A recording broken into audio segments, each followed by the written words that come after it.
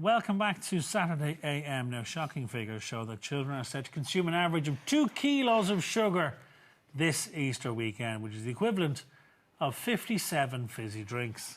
I can't even imagine that. I can. With this in mind, we're joined by nutritionist Heather Leeson to look at whether or not we can indulge on Easter goodies and stay healthy at the same time. It would appear no. Impossible. Well, it's tricky. It is tricky. I mean, I'm all for 80-20, a little bit of what you fancy, but it's the quantity. It's absolutely bonkers what we go through at Easter, and we think it's perfectly fine because everyone's doing it, but actually, it's not. But it's just one day, Heather. Yeah, but it's not. I mean, Jeannie, you wouldn't get through your stash of Easter chocolate in a day. We know the statistics are mental. We know we sell 18 million Easter eggs in Ireland. We're the third biggest consumers of chocolate in the world, and kids are getting 8 to 15 Easter eggs 15 over Easter. Easter eggs? Yeah, absolutely. It's mental, and that is a serious amount of chocolate. So I was doing my research and went in and I bought some chocolate.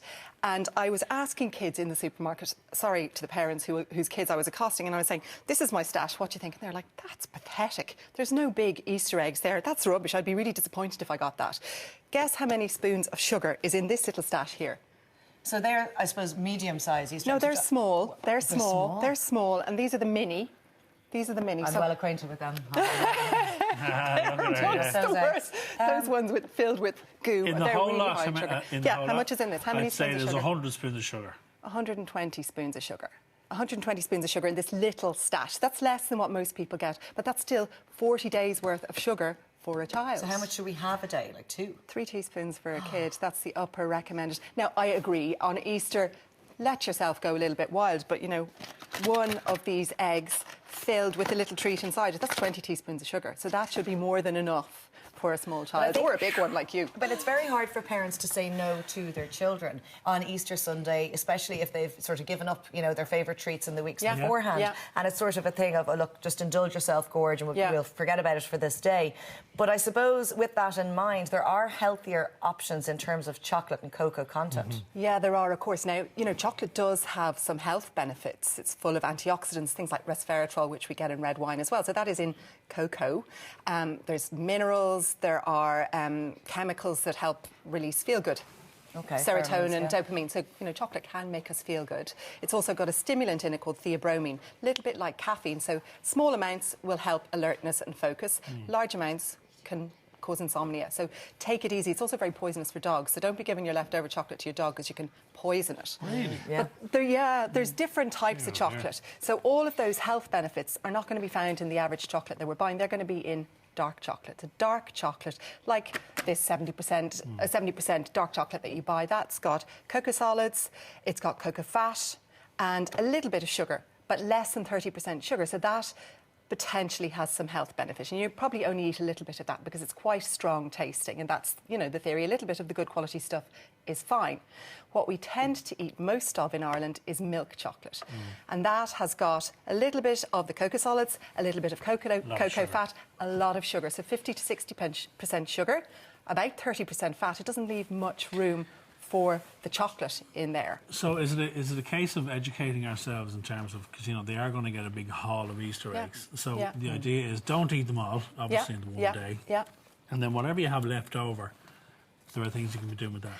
Yeah, you can. Well, first of all, I suppose, even think of other things to give instead of chocolate. So someone is going to give your kids chocolate. Yeah. So I bought my guys a waffle machine for Easter. Sorry for spoiling the surprise. There you go. Or a popcorn maker, something like that, or a few books, stationery, little other things, little treats, but not necessarily chocolate. And with the chocolate, it keeps for ages. You don't have to use it up straight away. Can you freeze it or put it in the fridge? Yeah, you can. It'll keep for 6 to 12 months in most cases anyway, but you can absolutely freeze it. It'll last twice as long then. I'd say keep it out of view, so the freezer at least is out of harm's way. Wrap it up, put it in the fridge to cool down, bang it in the freezer, and you can use it for cooking over the next 6 to 12 months for parties and stuff like that. So don't use it all in one go, or, you know, bring it into the office, give it to people you don't like, get rid of some of it. Which people you like. Give the eggs.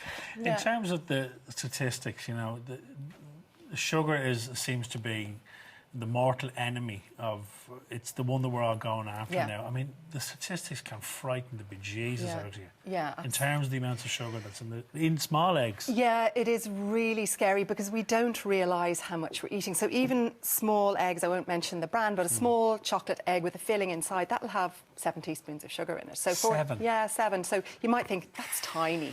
That doesn't even really count, but it actually does count. Just because everyone is doing it doesn't mean it's right. Now, occasionally, fine. But if you're doing that every day, that has a cumulative effect. Plus, you're getting used to that very sweet taste all of the time. Can you counteract it by eating really healthily? Like, if I have a salad for lunch and loads of greens with my dinner, can I? Well, I used to hope that was the case. I used to hope that was the case. Actually, the research is showing now that it doesn't counteract it. So you have to, most of the time, be on the straight and narrow, if you like. What should our sugar intake be? Maximum 6 teaspoons as an adult, maximum 3 teaspoons daily as a child. Yeah.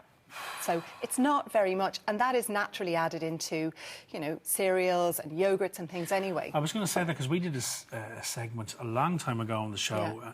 I think it was with yourself when you were saying you think you're being very good, you're getting yogurts for the kids, but the amount of sugar in the yogurts for the kids. Yeah.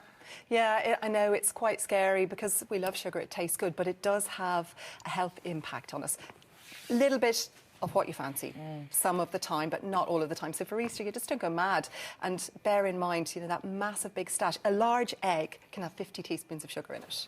But also it's got to do with, the child on the day, whatever about the sugar intake, which is horrific, and trying to monitor that side of things, their mood can go so high to so low. Sugar and you are buzz. dealing with children, small Sugar children, buzz. my experience, having a meltdown and being upset and crying, and it's all before 11 a.m. Yeah, I know, that's Thankfully, not much. I'm in work tomorrow. Not a problem. Not much fun, your poor husband. That's not much fun, and because there's also a certain amount of caffeine in chocolate, and the darker the chocolate, the more caffeine. That's not good for them, surely, these mood of course swings. it's not. No, of course it's not. A little bit is fine, but if you chew your way through 2 or 3 Easter eggs, you're going to feel a bit sick, and you're going to get that sugar crash afterwards as well. And the parents are dealing with the consequences. Yeah, I'm afraid so. Are you? Do you need these? I'm going to just show you this. This is cocoa fat. So we were talking about the different types of chocolate. The one I didn't mention, white chocolate. Yeah. People think that's healthy. It's white. The white colour is not from dairy. It's from this cocoa fat, which is just like palm fat or vegetable oil. That's all it is. So white chocolate is sugar, vanilla, and fat. That's what you're eating when you eat white chocolate. So better quality, a little bit less, that's okay. Okay, but stick to the dark chocolate. Stick to the dark if we can. chocolate. Yeah, stick to the Yeah, we need to do a taste do a little bit test of here. a taste test. Thanks a million, Heather. Enjoy. Having said all of that, have a lovely Easter. Thank you. Happy Easter to Anna, do you need these? Or no, excuse me. Thanks so much for joining us, and Thank have you. a lovely day tomorrow. Thank you. Yourself.